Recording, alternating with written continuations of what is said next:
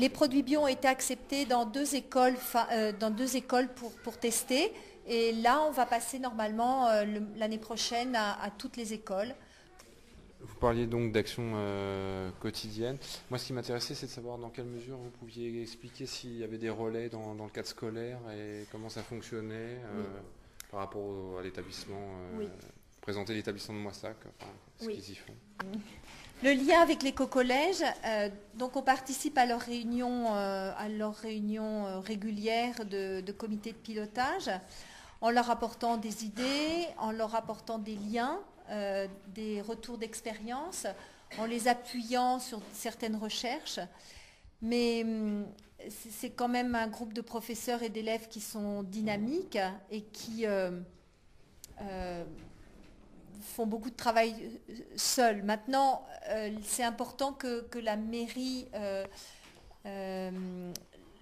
fasse la publicité pour fasse connaître leurs actions, parce que les parents de ces élèves du collège sont des Moissagais, donc par l'intermédiaire de nos outils de communication, on parle de l'éco-collège. Donc voilà, et comme action, de plus en plus, on a mené à travailler dans les écoles, notamment au niveau des moyennes et grandes sections primaires, pour déjà leur inculquer la notion de tri, que nous, à notre époque, on n'avait pas eu, quoi.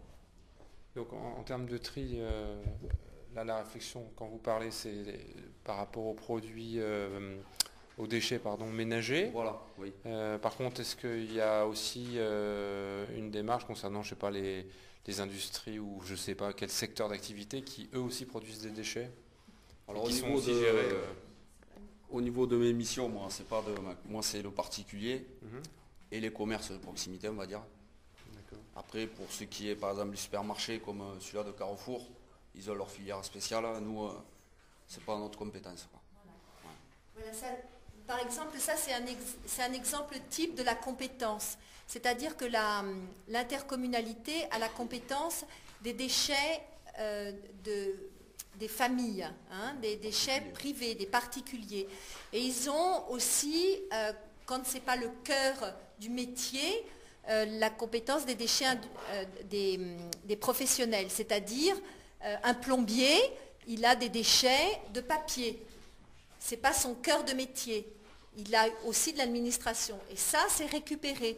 Maintenant, un plombier qui a des déchets de plomberie, on en accueille un petit peu, on fait payer, mais normalement, les très grosses quantités de déchets industriels doivent être prises en charge par l'industriel.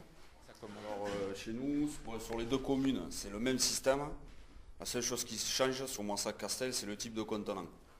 Donc, sur Moissac, on donne aux gens les sacs jaunes pour les recyclables, les sacs noirs pour les ordures ménagères. Voilà ce qu'on fournit. Par contre, chez l'habitant, il doit y avoir au minimum 3 poubelles, voire 4.